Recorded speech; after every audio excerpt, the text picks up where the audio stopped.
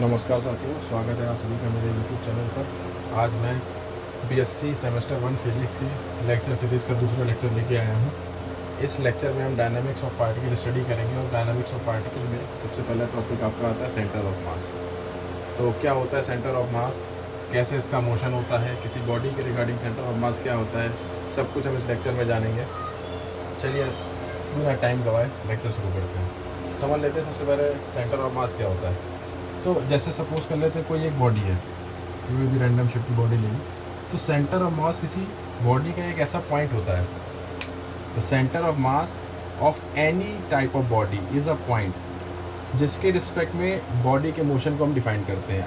Suppose कर लीजिए कि ऐसा माना जाता है कि जब ये पॉइंट मूव करता है, होल बॉडी का मास जो है इसी पॉइंट पर कंसंट्रेटेड रहता है, और इस मास को हम लोग कहते हैं, इस पॉइंट को हम लोग कहते हैं सेंटर ऑफ मास। तो अगर डेफिनेशन की बात करें तो क्या बनेगी डेफिनेशन? तो जब कभी भी किसी बॉडी पर हम एक्सटर्नल फोर्स लगाते हैं तो वो पॉइंट जो इस तरह मूव करता है कि टोटल बॉडी का मास उस पॉइंट पर ही फोकस हो, तो इस पॉइंट को कहते हैं हम लोग क्या? सेंटर ऑफ मास।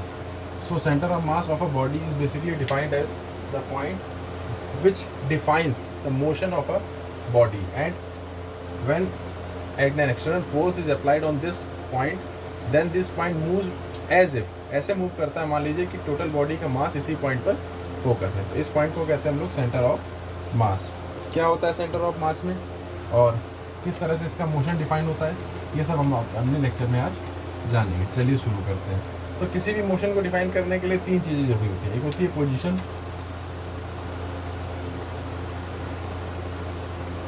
दूसरा होता है वेलोसिटी और मे बी स्पीड, थर्ड आता है आपका एक्सेलरेशन। तो मोशन को डिफाइन करने के लिए तीन पॉइंट हमें यहाँ पे डिफाइन करने पड़ेंगे। First of all we will define what is the position of centre of mass, then next we will follow what is the velocity of centre of mass, and next acceleration of centre of mass. तो सबसे पहले start करते हैं what is the position of centre of mass.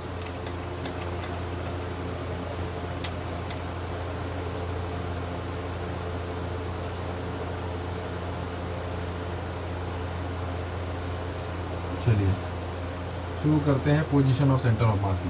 तो consider कर लेते हैं हम एक्सिस को, x y and z axis, x axis, y axis, z axis. और इस एक्स वाई जेड एक्सिस में हमने कोई एक पॉइंट का एक बॉडी कंसीडर कर ली। एक सेकेंड, थोड़ा सा बड़ा डायग्राम बनाते हैं जिससे कि क्लियर विजिबल हो।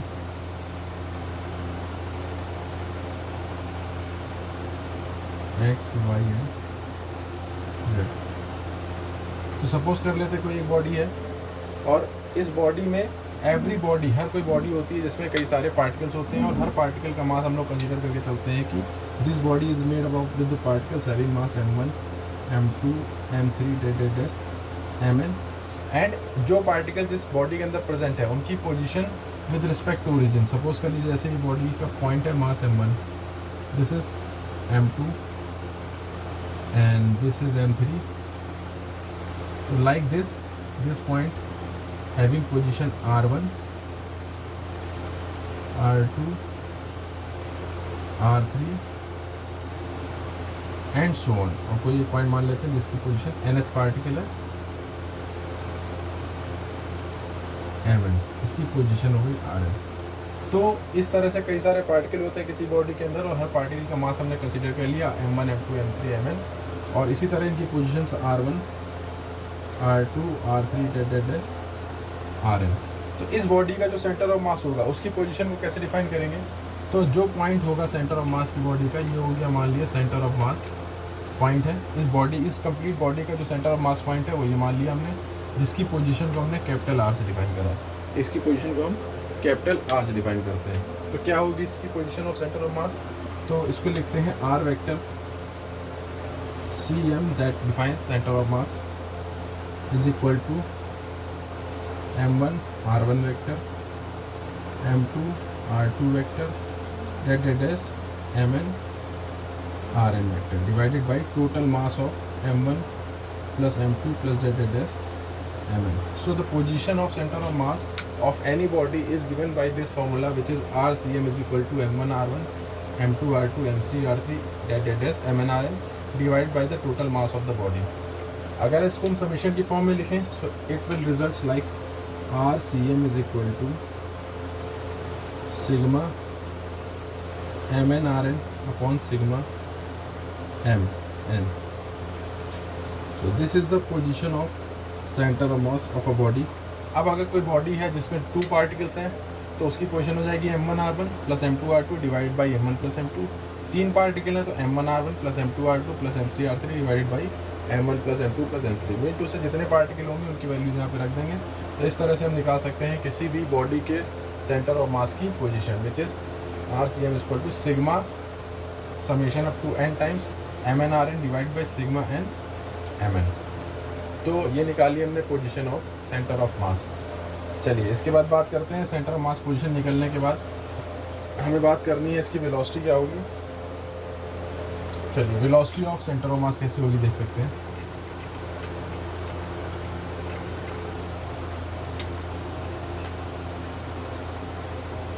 How will you calculate the velocity of centre of mass.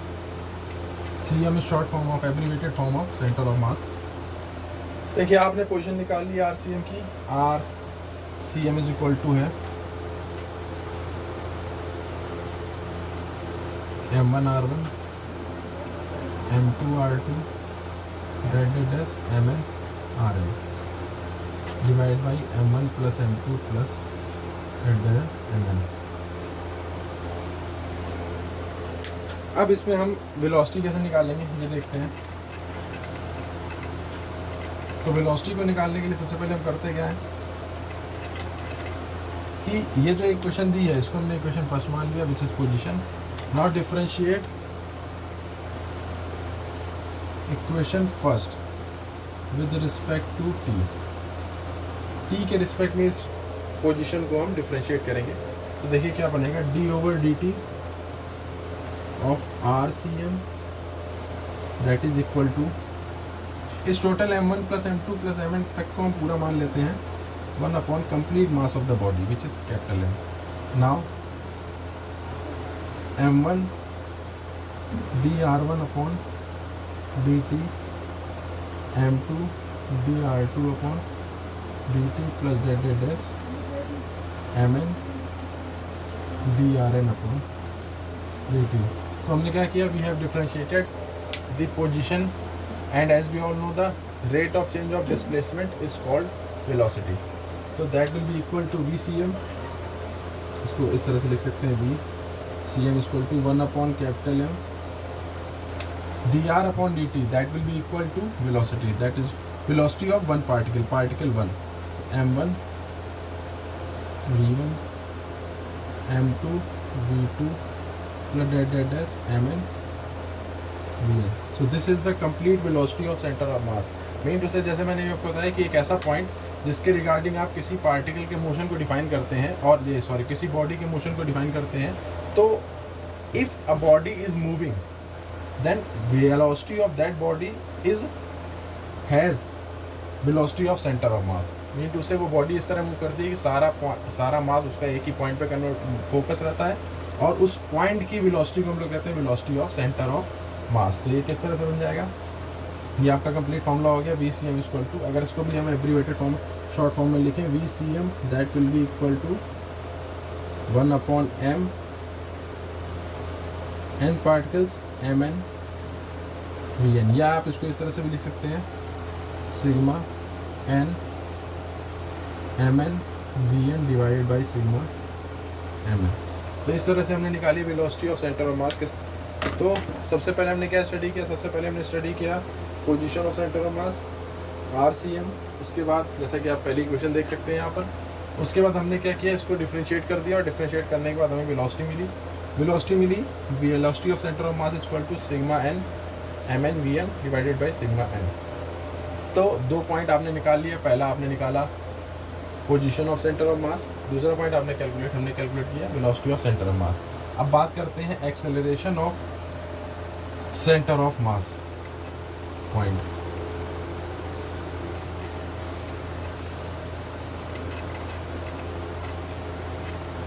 चलिए acceleration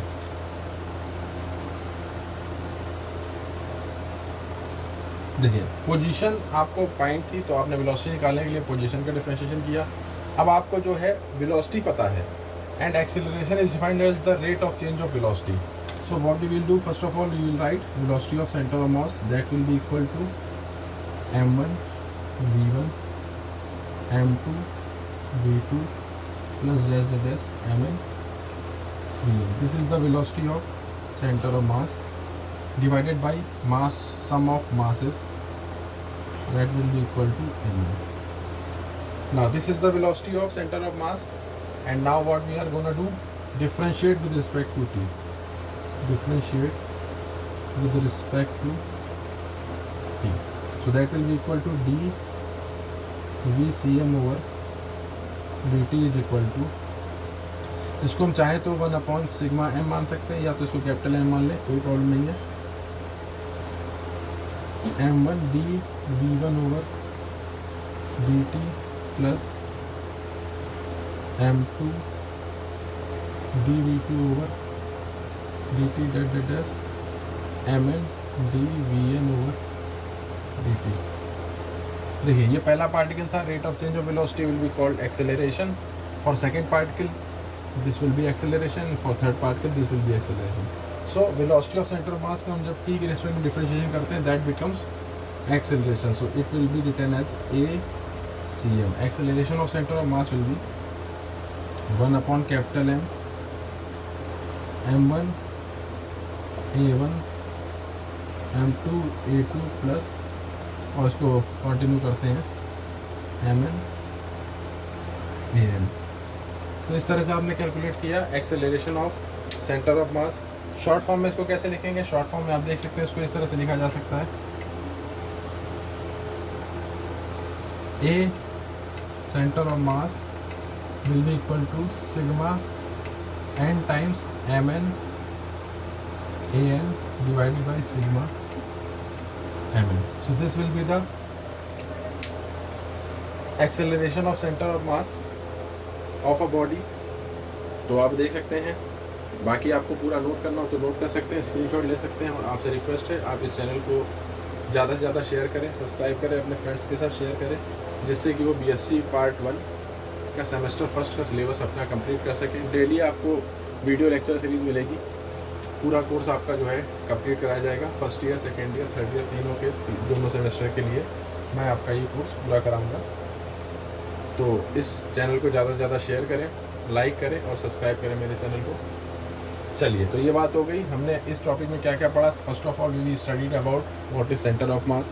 after studying centre of mass we went for position of centre of mass, that is given by RCM। आपने पहले देखा position को हमने जब t के रिस्पेक्ट में डिफरेंशिएट किया तो हमको मिली velocity which is given by velocity of centre of mass. Now in order to calculate the acceleration of center of mass, what we do, we just divide velocity of center of mass, we just differentiate velocity of center of mass with respect to t, that gives acceleration, and that is given by 1/m m1 a1 plus m2 a2 that is 7 am. This is the acceleration of center of mass. बाकी अगर किसी को किसी point में doubt हो तो वो मुझे कमेंट सेक्शन में बता सकते हैं। चलिए आगे शुरू करते हैं।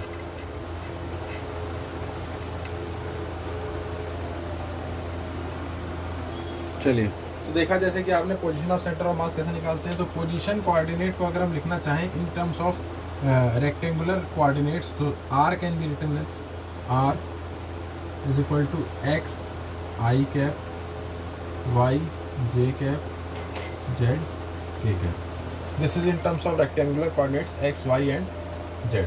बात करें अगर इस r को हम स्मॉल r की बात करें तो small r vector can be written as x i cap y j cap and z k cap. तो देखिए जैसा आपने position of centre of mass लिखी, r centre of mass that is m1 r1 m2 r2 dash mn rn divided by m1 plus m2 plus dash mn। यहाँ पर आपने जो position लिखी इस तरह से, इसको अगर हम कोऑर्डिनेट्स में डिफाइन करें, जैसा कि आप देख सकते हैं r x i cap y j cap z k cap, ठीक उसी तरह r को हम x i cap y j cap z k cap लिखें। तो x centre of mass due to symmetry it will become m1 x1, और in magnitude form अगर हम लिखना चाहें तो वो भी लिख सकते हैं, plus m2 x2 dash mn xn divided by m1 plus m2 plus dash mn। अगर मैग्नीट्यूड की फॉर्म में लिखा जाए तो इसको इस तरह से हम लिख सकते हैं, x is equal to m1 x1 m2 x2 plus dash mn xn divided by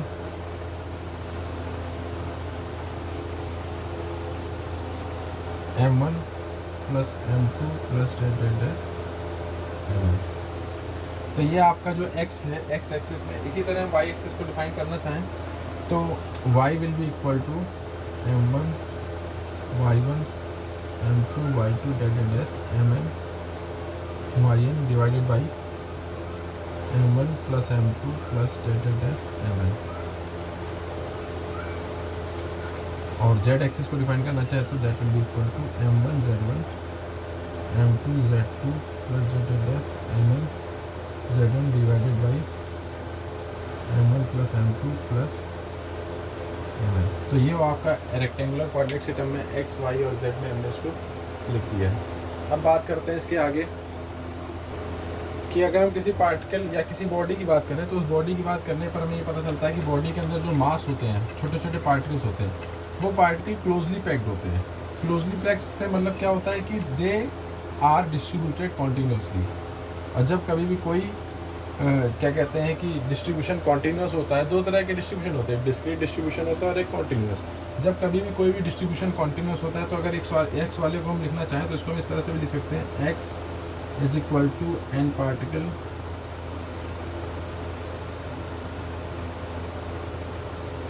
mn xn divided by sigma mn। तो अगर ये डिस्ट्रीब्यूशन अगर कॉन्टीन्यूस होता है तो this summation will converted into integration. So x position will be like this, x dm divide by integration dm। जब भी कोई डिस्ट्रीब्यूशन कॉन्टीन्यूस होता है तो उस कॉन्टीन्यूस डिस्ट्रीब्यूशन को हम सिग्मा से ना लिख करके इंटीग्रेशन की फॉर्म में लिखते हैं। तो x position will be defined as x dm integration by dm। Same अगर हम बात करें y पोजीशन की तो y will be defined as y dm differentiated by dm। ठीक इसी तरह अगर हम z एक्सिस की बात करें, according to z that will be equal to z is equal to integration z dm divided by integration dm। तो for a continuous distribution of particle, because in any body particles are closely packed, so their distribution can be considered as continuous distribution. So x will be defined as integration x dm, y dm and z dm. This is the position for a continuous distribution of particle. चलिए अब आगे बात करते हैं कि जैसे मैंने बात करी पोजीशन के बारे में, यहाँ वेलोसिटी के बारे में बात करते हैं। तो देखिए वेलोसिटी के टर्म में जैसा कि आपने वेलोसिटी ऑफ सेंटर ऑफ मास को देखा तो VCM was 1 upon capital M, m1 v1 m2 v2 dash mn vn। अगर इसे हम को यहाँ डिवाइड करें तो that will be equal to m vcm and it will be equal to m1 v1 m2 v2 dash mn vn।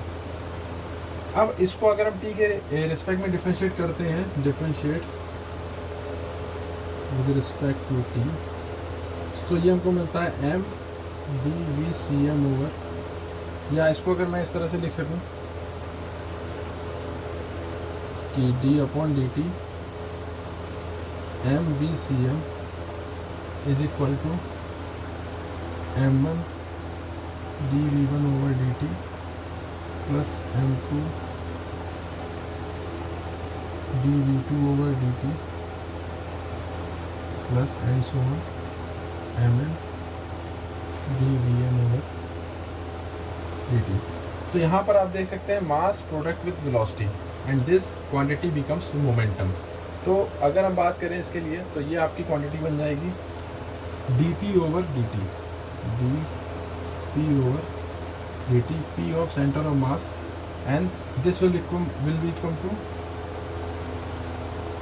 m1 a1 m2 a2 m3 a3 plus mn am। तो इस तरह से आपने देखा dp over dt, momentum of centre of mass, rate of change of momentum of centre of mass is equal to m1 a1 plus m2 a2 plus m3 a3 dot dot mn an। अब हम आगे बात करते हैं कि किस तरह से इसको हम और एलिब्रेट कर सकते हैं। तो जैसा कि आप देख सकते हैं यहाँ पर, according to Newton's second law of motion, जो मैंने कल अपने प्रीवियस लेक्चर में बताया था कि force is equal to mass into acceleration. So the force acting on particle 1 will be equal to F1 which is equal to m1 a1। So this will become dpcm over dt is equal to F1 plus F2 plus F3 dash Fn। F1 is the force acting on particle 1, F2 is the force acting on particle 2, F3 is acting on the particle 3 and so on। For nth particle it will be mn an। So ये जितना भी force act कर रहा है, this will be the total force acting on the particle। What do you mean by total force? This total force stands for force due to external appliances and force due to internal appliances। But होता क्या है कि internal forces जो होते हैं वो एक दूसरे पे एक्ट करते हैं, and according to Newton's third law they cancels to each other. So overall what we get, F external is equal to dpcm over dt। Internal forces जो हैं एक दूसरे को कट कर देते हैं, जिसके ड्यू टू उनका रिजल्टेंट जीरो होता है। So the total rate of change of momentum is equal to external force, और यहाँ पे आप देख सकते हैं dpcm over dt is equal to external force. अब यहीं से आप एलिब्रेट कर सकते हैं कंजर्वेशन ऑफ लीनियर मोमेंटम, जो ये कहता है कि if a body is not acted upon by any external force, अगर किसी बॉडी पर कोई एक्सटर्नल फोर्स नहीं लग रहा है तो it means dpcm over dt that will be equal to 0 and dpcm is equal to 0, or maybe we can write it dp is equal to 0, which gives on integration p is equal to constant। So the momentum of center of mass you can write here like cm। So the momentum of center of mass remain conserved। This is the conservation of linear momentum। But when it is conserved, when we do not apply any kind of external force। जब आप किसी body पर कोई external force apply नहीं करते हैं तो उसका जो नेट मोमेंटम होता है वो कंजर्व रहता है। This is called conservation of linear momentum. तो चलिए आपने देखा कि how we will conserve the linear momentum, कि जब किसी बॉडी पे एक्सटर्नल फोर्स नहीं लगता है तो उसका लीनियर मोमेंटम कंजर्व रहता है। इसको अगर थोड़ा सा और एक्सटेंड करें इस फॉर्म में, तो हम इसको ये भी देख सकते हैं कि rate of change of linear momentum is equal to force external and p is equal p gives d over dt, p is equal to m into vcm which is equal to f external। Now mass is constant, so m dvcm over dt will be equal to f external। The rate of change of velocity of center of mass defines as acceleration of center of mass। So this will give you a result m into a center of mass is equal to f external। This is also an expression। तो आपसे question जो पूछा जाएगा वो इस तरह से पूछेगा, how will you define the linear conservation of linear momentum on the basis of centre of mass theory. और आपसे डायरेक्टली पूछ सकता है define and prove the conservation of linear momentum. तो उसको आप इसी पूरी थ्योरी को जितना मैंने आपको पढ़ाया आप टाइम टू टाइम स्क्रीनशॉट ले करके उसको नोट भी कर सकते हैं अपने पास। बाकी अगर आपको किसी भी प्रॉब्लम में, किसी भी टॉपिक में, किसी भी पॉइंट पे डाउट हो तो आप अपने डाउट को क्लियर भी कर सकते हैं। तो यहाँ तक मैंने पढ़ लिया कि सेंटर ऑफ मास और लीनियर मोमेंटम कैसे कंजर्व करा जाता है। चलिए अब इसके आगे हम आपको बताएंगे what is centre of mass, frame of reference. देखिए frame of reference centre of mass से जो अटैच रहता है उसे हम कहते हैं centre of mass, frame of reference, जैसा कि आप पहले ही पढ़ चुके हैं। अब जैसा मैंने पढ़ाया था फ्रेम ऑफ रेफरेंस, अब जब हम इस फ्रेम ऑफ रेफरेंस को किसी बॉडी के सेंटर ऑफ मास से अटैच कर देते हैं तो ये बन जाता है centre of mass frame of reference.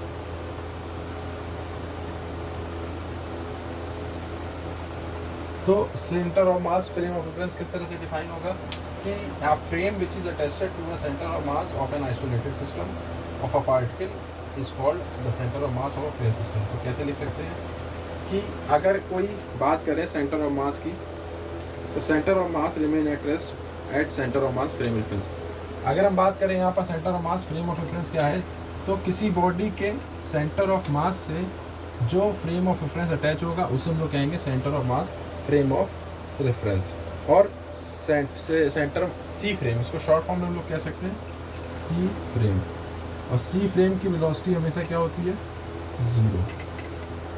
C frame की वेलोसिटी जो होती है हमेशा क्या होती है, जीरो। दैट इज कि सेंटर ऑफ मास की वेलोसिटी इज ऑलवेज जीरो। तो हम कह सकते हैं कि आपका वेलोसिटी ऑफ सेंटर ऑफ मास का एक्सप्रेशन जो मैंने निकाला था उसको इस तरह से भी डिफाइन किया जा सकता है कि since we all know that P is the momentum given by PCM is equal to mass into VCM.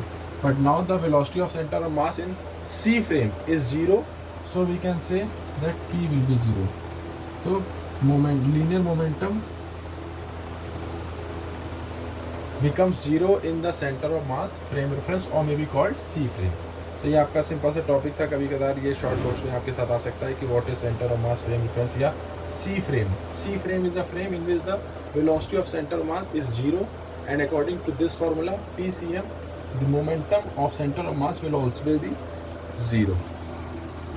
चलिए, तो आज के लेक्चर में हमने क्या क्या पढ़ा। हमने स्टार्ट किया सेंटर ऑफ मास के बारे में बताया, उसके बाद position of centre of mass बताई, उसके बाद velocity, then we proceed for acceleration of centre of mass. और using these formulas we derived conservation of linear momentum. When no external force acting on the body, momentum remain conserved। तो आज के video lecture में हम इतना ही रखते हैं। अब जो नेक्स्ट लेक्चर होगा उसमें हम सेंटर ऑफ मास बॉडीज़ का निकालना सिखाएंगे। साथ ही साथ इसके ऊपर जो न्यूमेरिकल आपके पेपर में आ सकते हैं उनके बारे में भी आपको बताया जाएगा। न्यूमेरिकल भी यहाँ पर आपको सॉल्व कराए जाएंगे। तो ज़्यादा से ज़्यादा लोगों को इस चैनल से जोड़ें और मेरे चैनल को सब्सक्राइब करें, शेयर करें, और वीडियो अच्छा लगा हो तो लाइक ज़रूर करें। तब तक के लिए जय हिंद।